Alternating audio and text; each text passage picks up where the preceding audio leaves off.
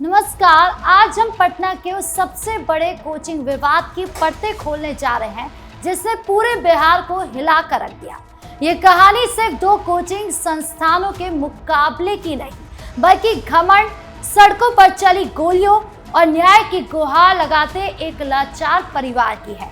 हम बात कर रहे हैं ज्ञान बिंदु कोचिंग के रोशन आनंद और दूसरी तरफ फैजल खान के बीच छिड़ी इस जंग की।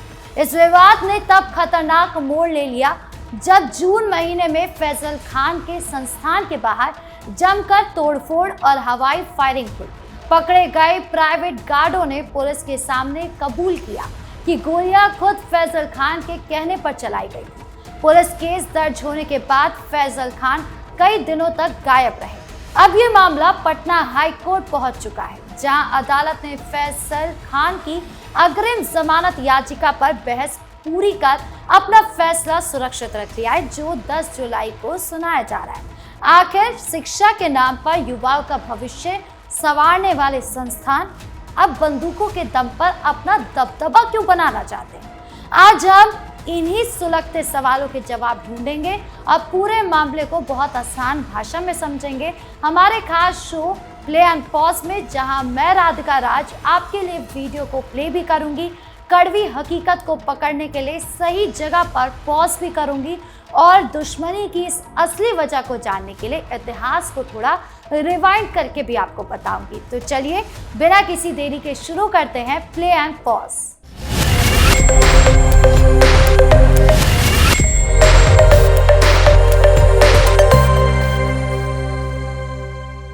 इस पूरे विवाद के कानूनी दाव पेचों को समझने से पहले हमें ये देखना होगा कि इससे प्रभावित लोग आज किस मोड़ पर खड़े हैं।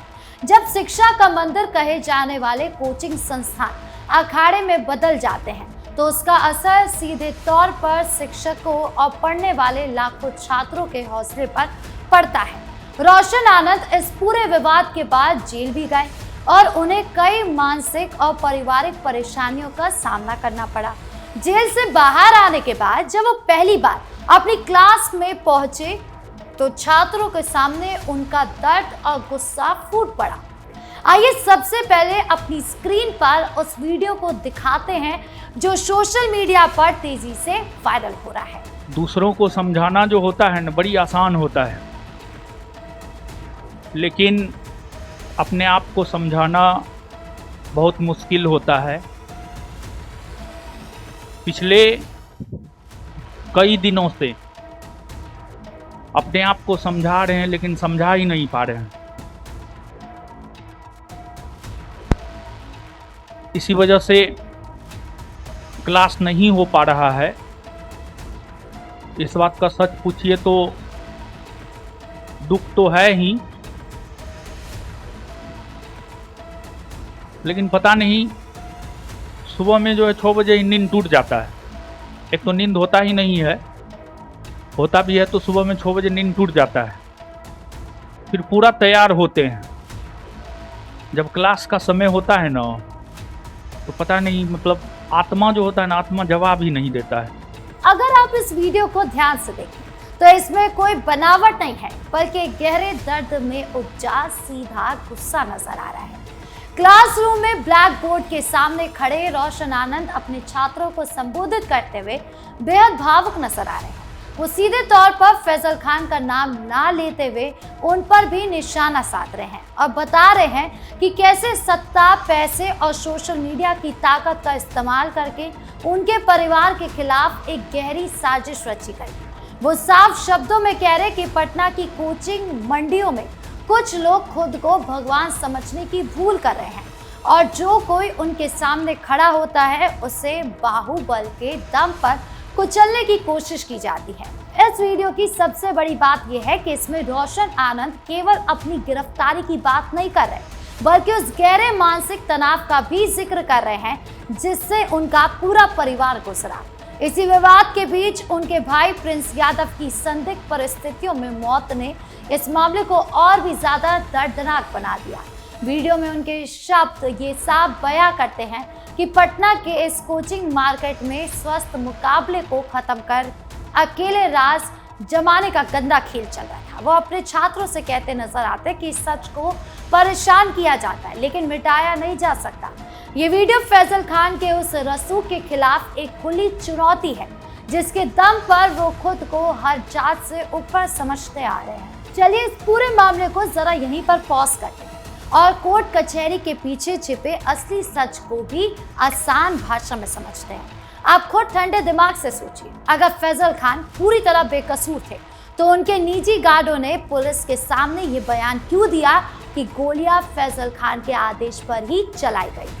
कानून की नजर में किसी को डराने या हवा में फायरिंग करने के लिए उकसाना एक बेहद गंभीर अपराध है। जब पटना पुलिस ने फैजल खान के खिलाफ एफआईआर दर्ज की तो उनका पहला फर्ज कानून का सम्मान करते हुए जांच के सहयोग करना था, लेकिन इसके उलट वो कई दिनों तक सामने नहीं आए, जिससे आम बोलचाल की भाषा में फरार होना कहा जाता है। अब आते हैं पटना कोर्ट की सबसे ताजा कार्रवाई पर। अदालत ने फैजल खान की अग्रिम जमानत याचिका पर सुनवाई पूरी कर अपना आदेश सुरक्षित रख लिया है, जिसकी घोषणा 10 जुलाई को हो रही है। कोर्ट में फैजल खान के वकीलों ने दलील दी कि उनका इस फायरिंग से कोई सीधा लेना देना नहीं है और ये सब आत्मरक्षा में हुआ। लेकिन दूसरी तरफ ये बात सामने रखी गई कि फैजल खान के गार्डों के हथियारों के लाइसेंस की समय सीमा खत्म हो चुकी थी। वो नियम कानून के खिलाफ जाकर बिहार में उन हथियारों का इस्तेमाल कर रहे थे। एक शिक्षक का काम समाज को कानून का पालन करना सिखाता होता है और न कि अवैध हथियारों से लैस बॉडीगार्ड्स के साए में रहकर अपनी धौंस जमाना। कोर्ट ने फैसला सुरक्षित रखते हुए फैजल खान को दी गई गिरफ्तारी से अंतरिम राहत को 10 जुलाई तक बढ़ा दिया था, लेकिन असली फैसला आना अभी बाकी है।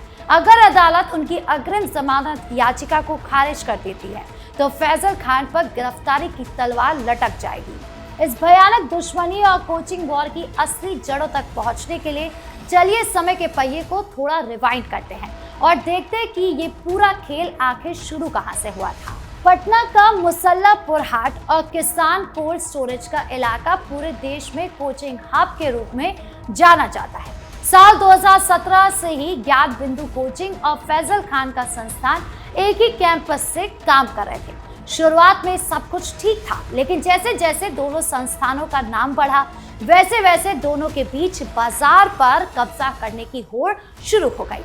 विवाद की असली चिंगारी तब भड़की जब बिहार पुलिस परीक्षा के नतीजे सामने आए।